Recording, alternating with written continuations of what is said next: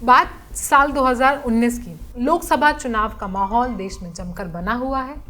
BJP अपने चुनावी वादे में जिक्र करती है CAA का, यानी नागरिकता संशोधन अधिनियम। फिर 2019 में बीजेपी केंद्र में वापसी करती है और दिसंबर आते आते संसद में ये कानून पास भी हो जाता है। लेकिन इसे लागू करते करते आ जाता है एक और चुनावी साल 2024। लोकसभा चुनाव सर पर हैं और मोदी सरकार अपने वादे पूरे करने में जमकर लगी हुई है। 11 मार्च को ही नोटिफिकेशन आता है और देश में CAA का कानून लागू हो जाता है। नमस्कार, मैं हूं आयुषी और आप देख रहे हैं जनसत्ता। इस वीडियो में हम बात करेंगे CAA की सियासी पिक्चर की। हम आपको बताएंगे कैसे इस फिल्म के नायक बने PM नरेंद्र मोदी और उनके क्रू मेंबर्स रहे JP नड्डा और अमित शाह। सोशल मीडिया से लेकर सारे अखबारों में बस एक ही लाइन छाई हुई है, वो है कि जो कहा था वो किया। हाँ, बीजेपी ने 2019 के मैनिफेस्टो में कहा था कि अगर उनकी सरकार आती है तो वे देश में CAA का कानून लाएंगे। फिर चुनाव हुए, बीजेपी एक बार फिर सरकार में आई और अपने वादे के हिसाब से दिसंबर 2019 में CAA का बिल संसद से पास हुआ। लेकिन इस कानून को लागू करने में सरकार ने पूरे 50 महीने बिता दिए। अब विपक्ष का कहना है कि सरकार ने नोटिफिकेशन जारी करने के लिए ये समय इसलिए चुना क्योंकि आने वाले 2 महीनों में चुनाव होने वाले हैं और बीजेपी एक बार फिर अपने वोट बैंक को साधने की कोशिश में लगी हुई है। कांग्रेस से लेकर सारे राजनीतिक दलों ने मोदी सरकार को जमकर ताने मारे और अपनी अपनी प्रतिक्रियाएं दी।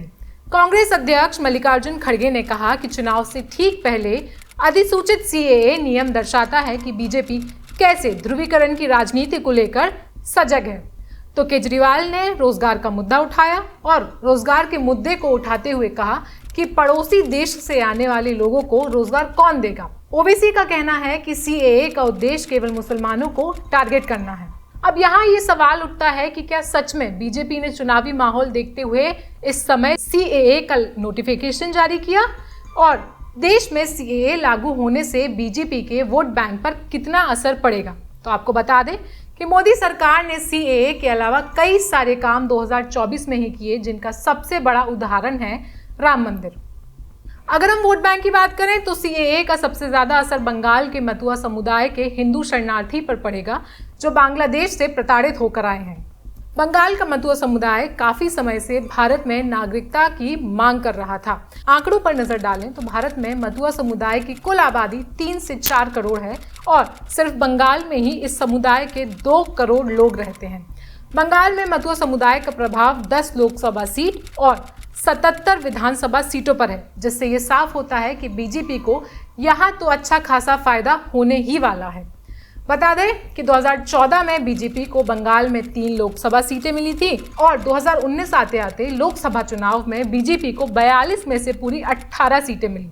तो वहीं 2021 के विधानसभा चुनाव में बीजेपी ने 77 सीटों पर अपनी जीत दर्ज की। बंगाल के साथ साथ बीजेपी को CAA का फायदा केरल, असम, त्रिपुरा, मेघालय जैसे राज्यों में भी देखने को मिलेगा। देश में एक जगह CAA के ऐलान के बाद खुशियां मनाई गई तो कुछ राज्यों के समुदायों ने इसके खिलाफ प्रदर्शन करने की तैयारी की। बंगाल में ममता ने साफ कहा कि हम इसके खिलाफ आवाज उठाएंगे, तो वहीं आसाम में इसके खिलाफ 30 संगठन एकजुट हो गए। इस जानकारी से साफ होता है कि CAA की इस पिक्चर को नरेंद्र मोदी और उनके साथियों ने कितनी अच्छी तरह से सियासी रूप दिया।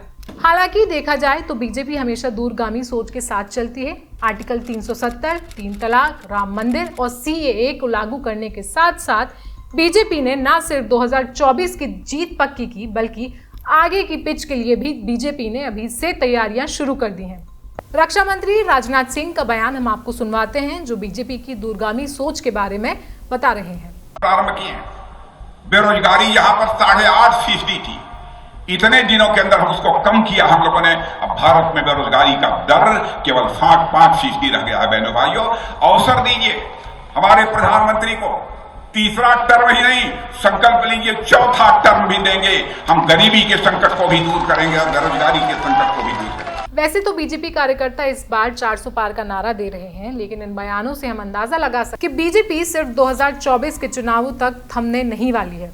कैसा लगा आपको ये वीडियो, हमें कमेंट सेक्शन में बताएं। बाकी देश और दुनिया की खबरों के लिए देखते रहें जनसत्ता। धन्यवाद।